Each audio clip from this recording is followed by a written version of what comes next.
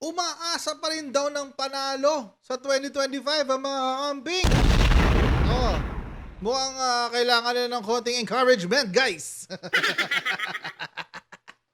Okay, bago natin pag-usapan yung topic na yan, mga Ojero, tayo muna ay mag-shoutout sa mga ibigan natin sa Sendwave. Kung kayo po ay nasa US, UK, Canada, Italy, France, Spain, Ireland, and Belgium, ay pwede na po ay magpadala ng inyong mga remittances dito po sa Pilipinas sa pamamagitan po ni Sendwave. Ang gagawin nyo lang ay i-download ang Sendwave app. Pagka-download nyo yan, gawa kayo ng account at gawa kayo ng, ilagay nyo pa account details nyo dyan. At pwede na kayo magpadala sa GCash, Cash Pickup at iba't ibang mga bangko sa Pilipinas. Ang maganda mga Ojero, wala pong remittance fees yan. Ha? Huwag nyo pong kalimutan yan. At what do you call this? After, kapag gusto nyo na magpadala sa inyong unang padala, ay pwede pa kayong magkaroon ng $20 free credit pag ginamit nyo po ang promo code na Coach Jared. Tama mga Ojero, gamitin na po si Sendwave for all of your remittance needs. Okay. Ito na nga. Yung mga amping, yung mga bumoto kay Lenny Robredo. Umaasa pa sila na magkakaroon sila ng panalo sa 2025. Yan. So ito yung sinabi ni Guido, Dr. Guido David ng Okta Research. Okay, ito yung balita kanina. Ito yung sinabi. There may still be hope for several politicos even though they ranked outside the coveted top 12 in the recent Senate survey conducted by Okta Research firm. According to Dr. Guido David, an Okta Research fellow, the recent survey results don't paint a final picture. Ayan. Hindi naman kasi yan. Survey lang yan. Panoorin natin yung sinabi ni Dr. Guido dito sa Twitter.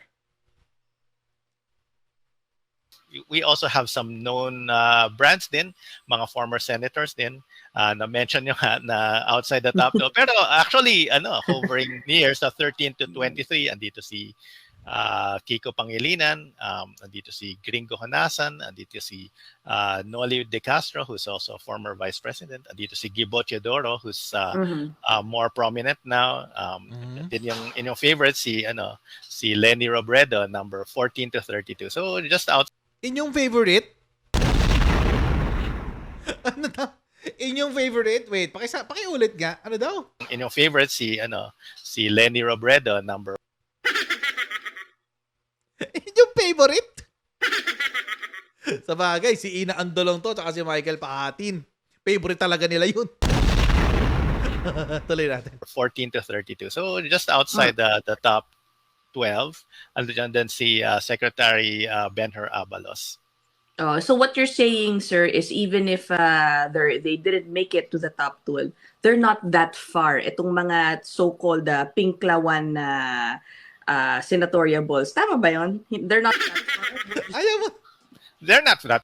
Ayaw mo tawagin. Ay, gusto mo so-called pinklawan senators. Pinklawan kasi talaga sila. Naman to si Ina Andolong. For kasi it's early pa naman, there's still 1 year. A lot can change. So basta a person is yun nga nasa top 12 or even outside the top 12, okay lang din. May mga iba pang names dito. I mean, I don't know kung nakita niyo yung buong list. Even outside the top 20, yun nga like si Mike Defensor, Ralph Rector, naririnig natin yung pangalan niya ngayon because he's being considered yata for Department of Finance. Yes. Fake, well, wala pang balita. Ito na naman tong Wala pang balita. Ito mga fake news talaga tong mga tulinsan Finance. Richard Gomez, crush dati ni Ina. Joke lang. Gumagawa ng chismis. Kumabawi ako sa rata. Kamukha na lang natin, Prof. Kamukha ni Mike si Richard Gomez. Hindi pala crush ni Ina kasi kamukha ni Mike. So ayun, so may mga known rin, mga and I think this is the nature talaga. I hear this comment a lot from people, mga critics, and may valid point dito because to win a senatorial race, to become a senator, you have to be popular in the whole country. Well, that's true. Alam nyo, mga Kochero, Senate, if you're running for Senate, it's a popularity contest. Parang ano yan, beauty pageant yan. It's a popularity contest, mga Kochero. At kapag hindi ka sikat, mababa ang tsansa ng pagkapanalo. Hindi na tayo lalayo. Huwag na tayo lumayo, mga Kochero. Tingnan nyo naman yung nanalo noong 2022. Robin Padilla. Actually, between Senator Robin Padilla at Senator Rapi Tulfo, parang mas okay pa si Robin Padilla. Kasi si Robin Padilla willing matuto, etc. etc. Si Tulfo, wala kasahan dito. Wala talaga. Wala kasahan dyan kay Tulfo. Diba? It's really a popularity contest. Look, the top 3 artista, matagal ng senador. Tapos, nakakuha pa ng compassion dahil sa kung paano siya binash ng anak niya during the campaign. Oh, yan. Tapos Rapi Tulfo. O, tingnan nyo naman yung top 3 nyo. It's really a popularity contest. Totoo ho yan. At eto na lang, mga Kochero. Tingnan natin yung list. Ito yung list See? Number 1 din dito, si Erwin Tulfo. Kasi kilala si Erwin Tulfo. O Bongo, kilala din yan. O number 2, Tito Soto. O, Senator Amy, Bato de la Rosa, Pia Cayetano. O ito, Isko Dumagoso, malamang makapasok pa. O, 4 to 9, no? Ito yung mga sure ball. Ito yung mga sure ball mo dyan. Ito top 6 mo. Yan, mga sure ball yan. So, pag tumakbong senador yan, malamang sa malamang, sila yung mananalo sila. Tulfo, Bongo, Tito Soto, Senator Amy, Bato de la Rosa, Pia Cayetano. Yan, mga sikat to Diba? O, Isko Dumagoso. Ito, posible rin manalo to. Isko Dumagoso. Ping Lacson, Bong Revilla, o artista ulit. Francis Tolentino, dating MMDA, if I'm not mistaken. Lito Lapid, artista. Manny Pacquiao, sikat na boksingero. Diba? Doc Willie Ong. Sikat din yan sa content creator. Diba? Sa sikat na doktor sa YouTube. Tsaka sa Facebook. So, it's really a popularity contest. Tangkapin na natin yun. Diba? Ngayon, kung pag-aaralan natin yung mga nasa ilalim, Pangilinan. Paano ba to? Yung mga pinagagagawa ni Sharon recently, hindi maganda sa image niya. Diba? Ano yung mga Sharonians dyan? Hindi naman natin inaano ng mga Sharonians dyan. Pero, yung mga nanood ng Dear Heart, alam niya na yung sinasabi ko. Grabe yun, makadikit si Sharon kay Gabi. Grabe.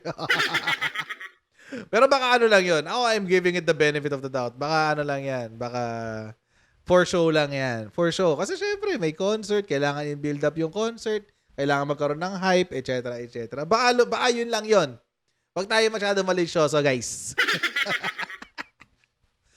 Pero, on the flip side, hindi maganda yung na-transfer kay Kiko. Parang ang dating is hinahayaan mo yung asawa mong gumanon.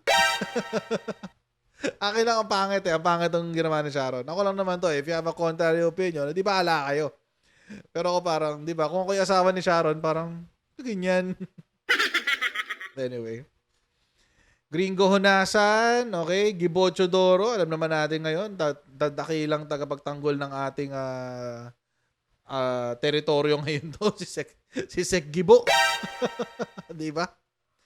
Kaya yan. Si Dick Gordon, wala na yan. Malabo na yan. Kasi tinan natin yung 2022. Gordon. Tinan si Dick Gordon. Gringo. O, di ba? 8 million? Wala, mahina Mahina. Magkakaroon lang ng repeat yan.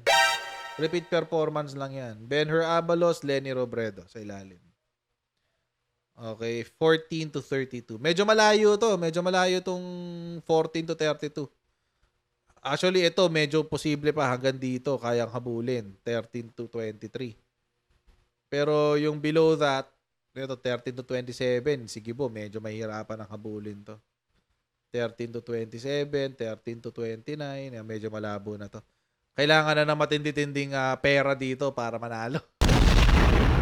Yung mga ano ba, yung tipong bumibili ka ng mga network, yung mga bumibili ka ng ABS-CBN. Nakipag-partner pala sa ABS-CBN, ganon. Yung mga nagpapaboost sa politiko. Just go, my goodness. Ay, nako. Pero medyo malayo na to. Alam nyo, mga kutsero, ito kasi ang pinakapangit kasi dyan.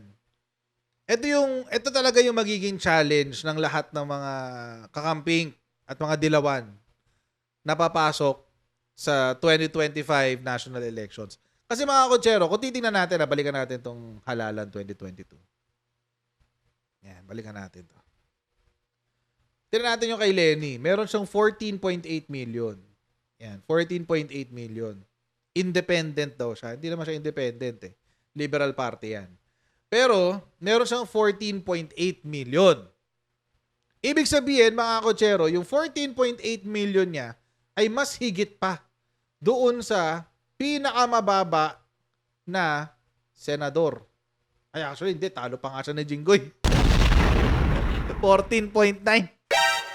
Sorry, tao lang. Nagkakamali. Pero konti lang ang diferensya. 14.8, 14.9, 100,000 lang ang diferensya niyan. Di ba? So, may laban si Lenny. May laban si Lenny na na maging senador. Si Kiko Pangilinan 9 million. Imagine, ito yung masaklap dun ng 2022 election, mga kotsero eh. Tignan nyo si Lenny may 14.8 million. Si Kiko 9 million? Bakit?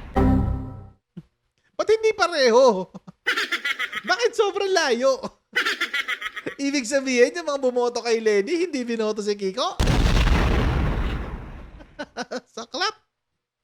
Ang saklap naman ito, boy. Grabe.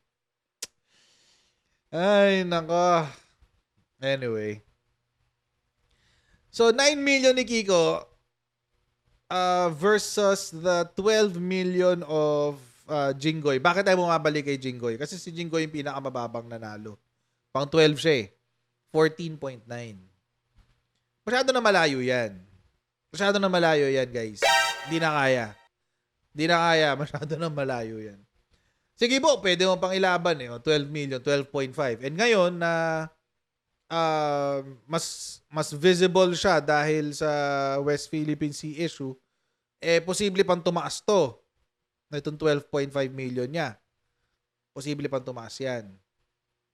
Actually, kasama ako dyan sa 12.5 million na yan.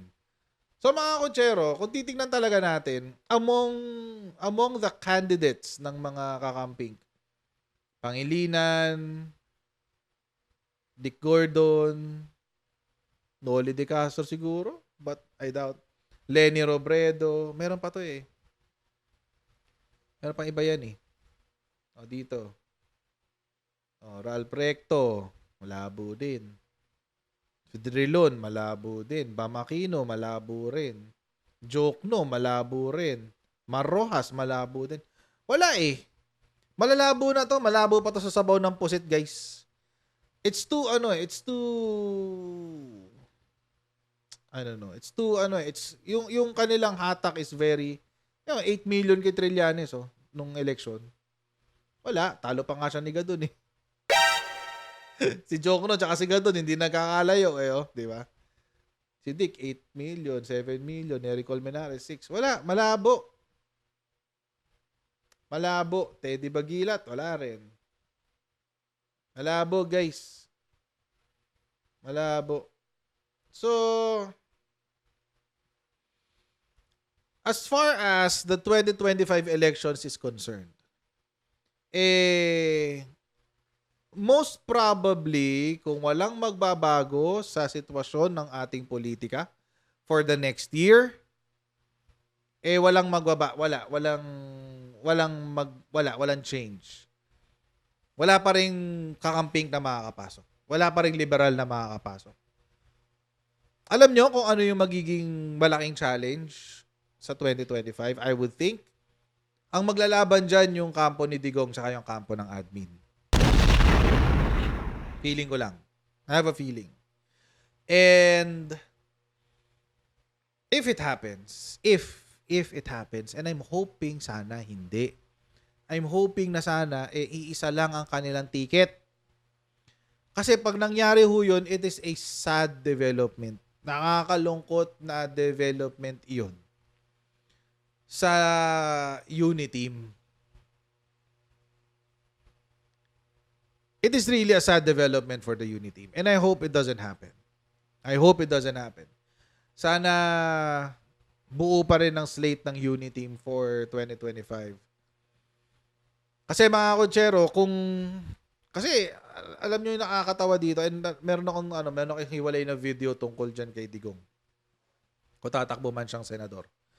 Alam nyo kasi nakakalungkot dito. The camps of Digong, yung DDS tsaka loyalista, have effectively removed and rendered ineffective the narrative of the Dilawang Kakamping and CPP. Yung kapangyarihan ng Dilawan, Kakamping at CPP ay epektibong naitumba o nasa wata dahil sa alyansa ng DDS at mga loyalista. And yung takbo ngayon wherever, kung ano yung, I can only talk about my observation. Yung sistema ngayon, yung nangyayari ngayon sa gitna ng loyalista at mga DDS. If it's going to be any indication of future prospects, mukhang it's not good. It's not doing well. Mukhang hindi maganda. So, I'm just hoping against hope na hindi magkaroon ng ganong klaseng hidwaan sa 2025 elections. Na hindi mahati ang boto ng mga botante sa 2025. Para epektibo nating maipakitang muli sa mga Dilawan at Kakamping na sila ay mga irrelevant. Kaya yan mga kotsero. So, hanggang dito na lang po tayo sa video na ito. Maraming pong salamat sa inyong patuloy na suporta sa ating channel. Please don't forget to subscribe sa Coach Jared YouTube channel. At pa-follow na rin po tayo sa ating Facebook page, Coach Jared na pangalan. And I'll see you in our next video, guys. God bless you. And see you next time. Bye!